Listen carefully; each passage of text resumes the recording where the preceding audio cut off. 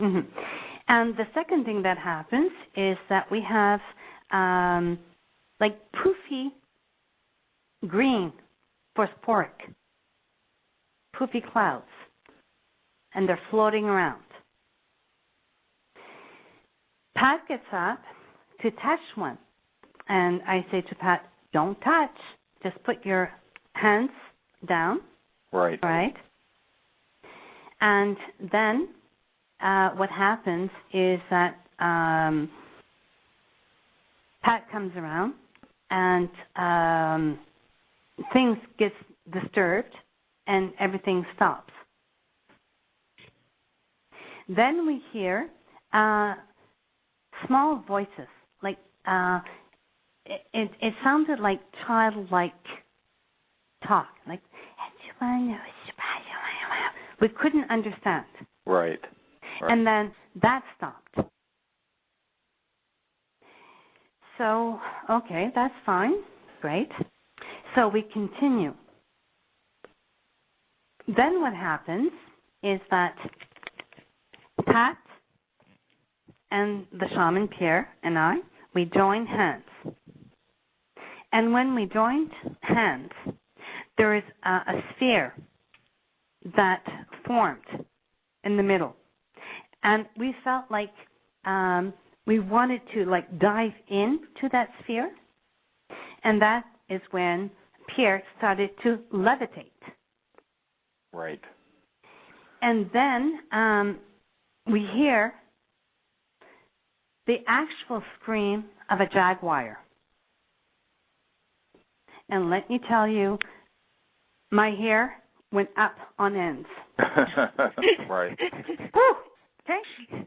And Pierre says, oh, mais c'est la jaguar. It's a jaguar. I went, oh, that's nice. Mm-hmm. So then Pierre goes down, and Pat says, get off my foot. Pat, I'm not on your foot.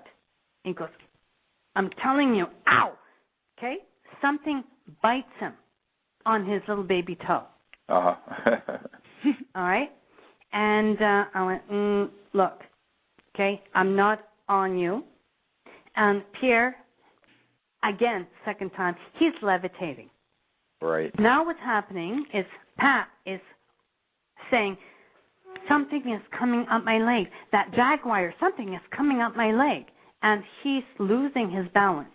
Now, I'm holding Pat, and Pat is about what, Annie? 6'2", 250 pounds. Thereabouts, okay? And I'm holding on to him, and Pierre is levitating. So I said to Pierre, Pierre, this would be a really good time to get back down, all right, and take charge of the situation here, okay? So if this is a vision quest, okay, hey, you know, this is your baby. So I just had enough time to grab a chair, all right, and Pat sits down. I let go, and Pierre takes over. And what happens is this jaguar, right, is part of this shamanic thing, vision quest, where Right. you follow the animal. So poor Pat is trying to take flight with the jaguar, but he can't because he's blocked, because he's not used to this. This is the first time this happens to him. Right. And it came to a point where I could see psychically that he's in trouble. So I said to Pierre, we have to stop this. So we stopped it, and that was that. We go back to the house, and of course, the whole search party is there when we walk in. So, did you guys get anything? Did you see anything?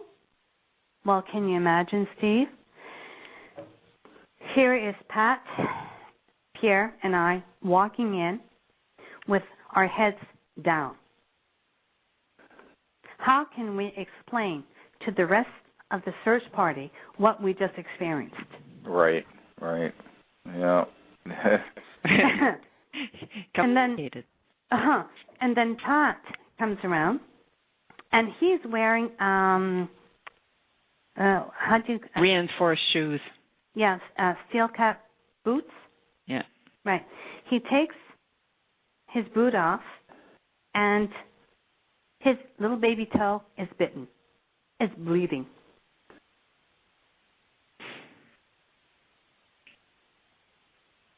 That's when I got, Claire, you have to go back at 2 a.m. in the morning. Right.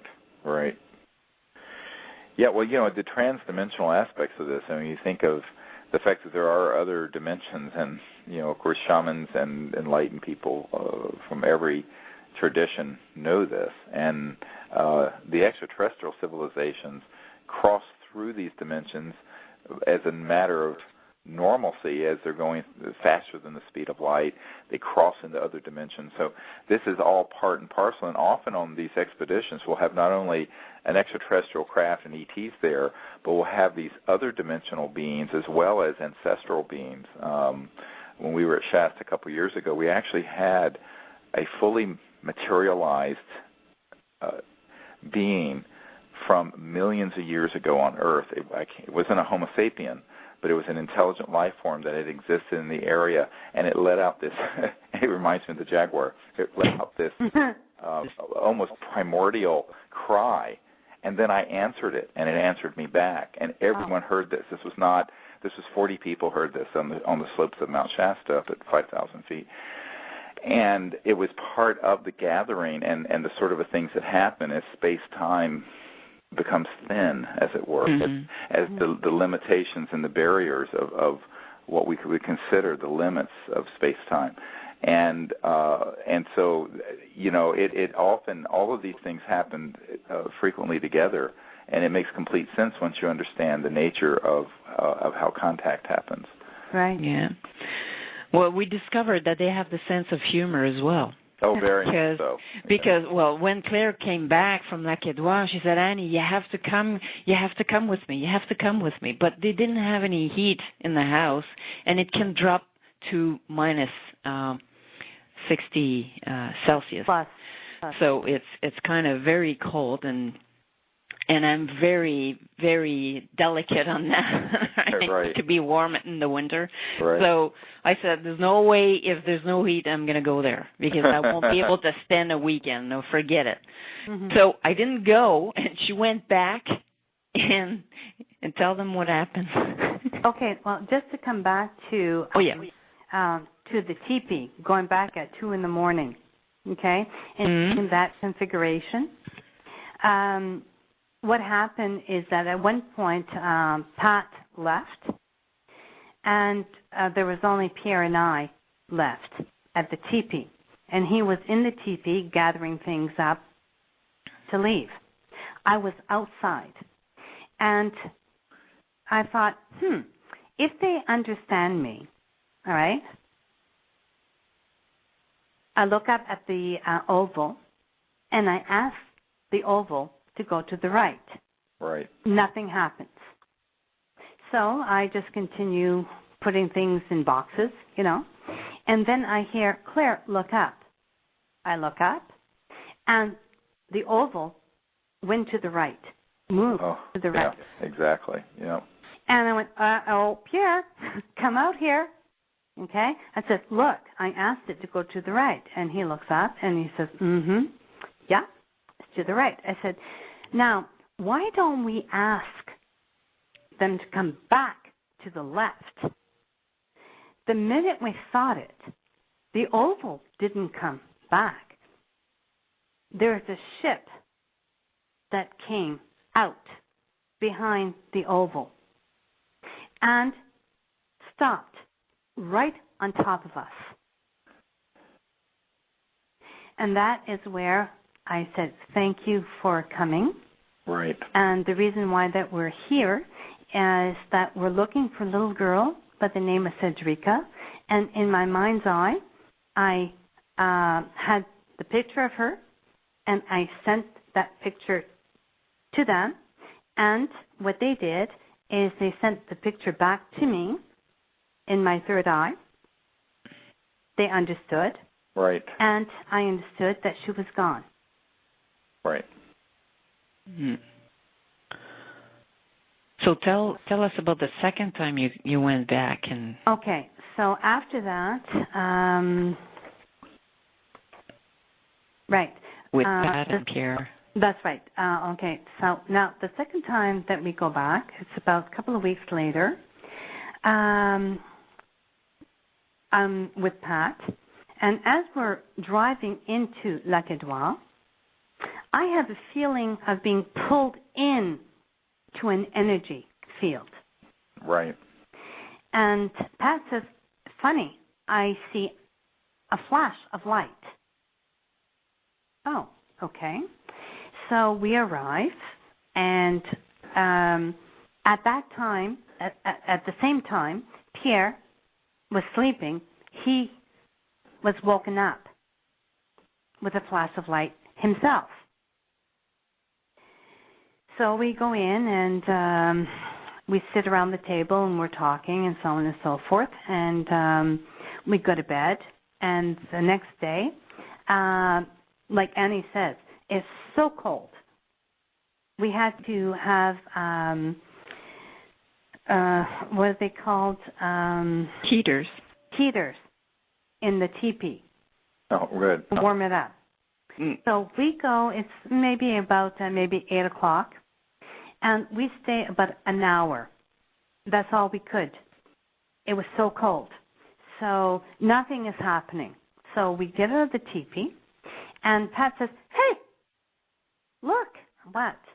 Look, there's Annie's name is in the sky. Oh, gosh. Yeah. We look up, and there it is. A-N-I. Annie. As clear as can be. Right. I went, wow. Right. So that's what happens. So they knew that she's part of your group, and they were acknowledging that. Exactly. Well, when she came back to Montreal, she told me this. She said, now you have no choice. You have to come. I said, and she said, we saw your name in the sky. I said, what? What? Okay, well. Yeah, they do have a great sense of humor. You know, this reminds me, a few years ago, we had a group that went to West Virginia, and they were doing this, and suddenly they had seen some trans-dimensional things and subtle things, and someone said, oh, you know, I really want to see E.T. And at that instant, this is, you know, strange credulity, but everyone saw it. The clouds gathered and made the letters E.T. in the sky huge, and everyone saw it.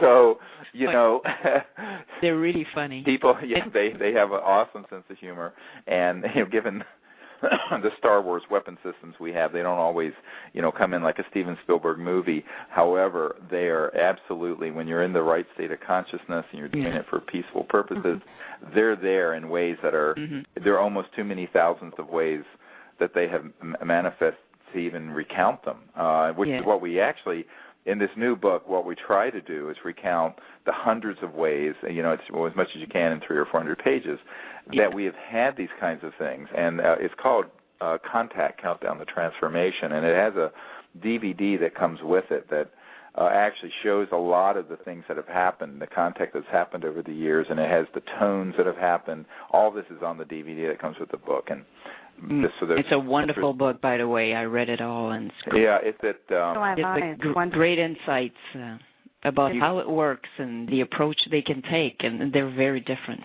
Yeah, if you get that in the meditation CD, that's a separate thing that has the mantra and all of that, you can go out and do this, what they're talking about doing anywhere in the world.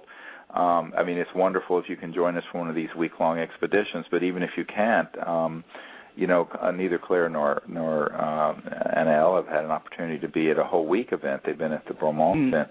But, you know, if you understand the basic things and you begin to do it with a pure heart and it's amazing the things that happen. And the desire to communicate and to establish contact is a big factor. Absolutely. And